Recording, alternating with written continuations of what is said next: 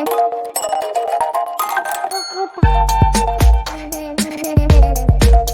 बात कर लेते हैं लॉयड इंजीनियरिंग वर्क्स की। क्विकली एनालिसिस देख लेते हैं। चैनल को लाइक एंड सब्सक्राइब करना मत भूलिएगा। तो लॉयड इंजीनियरिंग में आप देख रहे होंगे रिसेंटली इसका वीडियो बनाया था कुछ दिनों पहले, अराउंड ये जोन के आसपास था, स्टॉक 82 के आसपास हाई दिया था।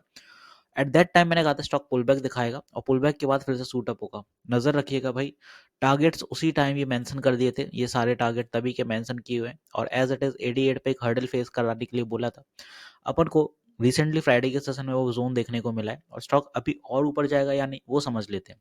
अब क्या सेंटिमेंट है वो भी यहाँ पे देख लेते हैं कि आने वाले दिनों में अब लॉयड इंजीनियरिंग कैसे क्या चलेगा। लास्ट वीडियो अगर किसी को चेक करना है तो चेक कर सकते हैं भाई, आपको आंकड़े भी मिल जाएंगे कि वहां पे मैंने क्या बताया था और क्या एग्जैक्टली वैसे ही चला स्टॉक। तो बेसिकली आप जाके चेक कर सकते हैं। अब यहाँ पे अगर आप नोटिस कर रहे हो तो लॉयड इंजीनियरिंग में स्टॉक में फिर से एक और अपसाइड पोटेंशियल देखने को मिलने वाला है जल्दी ही। उसकी वजह भी यहाँ पे बताता हूँ। यहाँ पे अगर ये कुछ फॉर्मेशन अपन बिल्ड कर रहे हैं तो एक राइजिंग फॉर्मेशन फिर से एक जोन बना रहा है स्टॉक। राइजिंग फॉर्मेशन एज यहाँ पे एक वेज बनना शुरू हो चुकी है। फॉर्मेशन जो कुछ है कुछ इस तरह से जा रही है, ऊपर गया नीचे आया और फिर यहाँ से सूट अप हो रहा है। यहाँ पे फिर से हर्डल मिला और इस जोन के ऊपर सस्टेन नहीं कर पाया स्टॉक। 88 के आसपास तक गया जरूर बट सस्टेन नहीं किया क्योंकि यहाँ पे ट्रेंड लाइन का हर्डल देखने को मिल रहा है। ट्रेंड लाइन की हर्डल के साथ साथ अगर आप उसको थोड़ा और क्लोजली ऑब्जर्व करते हैं तो इस जोन के करीब अगर आप नोटिस करते हैं ये पूरा जोन एक रेजिस्टिव जोन है। यहाँ पे पहले भी यहाँ से बार बार रिजेक्शंस देखने को मिले मल्टीपल टाइम्स, 1 2 3। यहाँ पे भी ब्रेकडाउन हुआ था जैसे सपोर्ट टूटा था। तो ये कुछ ऐसे लेवल है जहाँ पे स्टॉक हर बार गिरावट के संकेत दिखाता है। एज इट इज वही अपन को लॉयड इंजीनियरिंग में देखने को मिले। आरएसआई के अकॉर्डिंग अगर आप देखते हैं तो स्टॉक फिर से सूट अप रेंज पे देखने को मिलते हुए नजर आ रहा है। वीकली टीएफ का आरएसआई देखते हैं तो यहाँ पे भी मूविंग एवरेज क्रॉसओवर हुआ है। एक जो शॉर्ट टर्म पुल बैक था वो भी अपना काम कर गया और यहाँ पे रेंज में फिर से चलने के लिए रेडी है। 1 आवर टाइम फ्रेम ओवरबॉट है, मतलब कुछ शॉर्ट टर्म कूलिंग फिर से जनरेट होगी। तो पैनिक मत करिएगा भाई, जो ऑलरेडी होल्ड करें हैं या तो इस जोन पे प्रॉफिट बुकिंग कर लो और जस्ट इन केस अगर यहाँ पे 84 के नीचे स्टॉक जा रहा है तो फिर नेक्स्ट सपोर्ट जो आपके सामने देखने को मिलेगा वो रहेगा 82 83 का।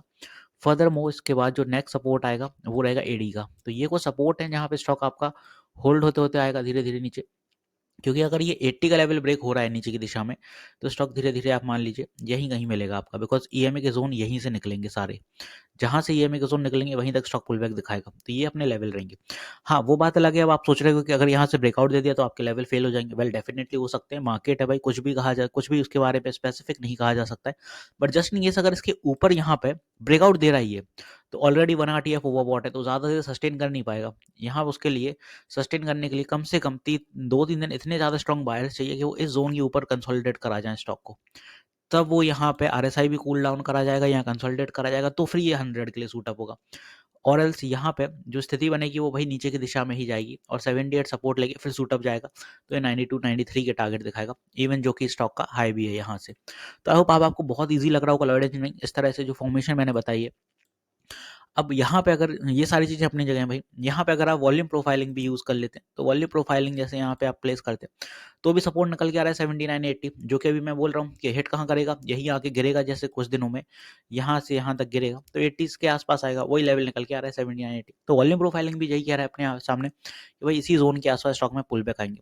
फिब की बात कर लेते हैं भाई, फिब भी लगा लेते हैं इसी जोन में। तो फिब भी अगर आप नोटिस करते हो तो ये वो जोन आ रहा है यहाँ पे 0.5 का, जो कि अगर सस्टेन नहीं कर रहा है तो स्टॉक गिरेगा और सस्टेन कर गया तो भी कंसोलिडेट करके 79 80। अब आप देखो मल्टीपल कंफर्मेशन दिख गया, फिब भी दिख गया, वॉल्यूम प्रोफाइलिंग भी दिख गई, चैनल भी बन रहा है, यहाँ पे ईएमए का सपोर्ट भी यहीं घूम के आने वाला है। तो ये स्ट्रॉन्ग लेवल है जहाँ पे मल्टीपल कंफर्मेशन मिल गया कि 4-5 के यहीं से सूट अप होगा स्टॉक। तो भाई नजर रखिएगा, जो नहीं ले पाए 79 80 का वेट करिए, यहाँ पे आपको एक्यूमुलेट करते हुए नजर आएगा स्टॉक फिर से, यहीं से बाइंग पोटेंशियल देखिएगा। तो आई होप यहाँ पे मैंने सारी चीजें क्लियर कर दी। तो मिलते हैं नेक्स्ट वीडियो में। This is me Shubham Yadav signing off.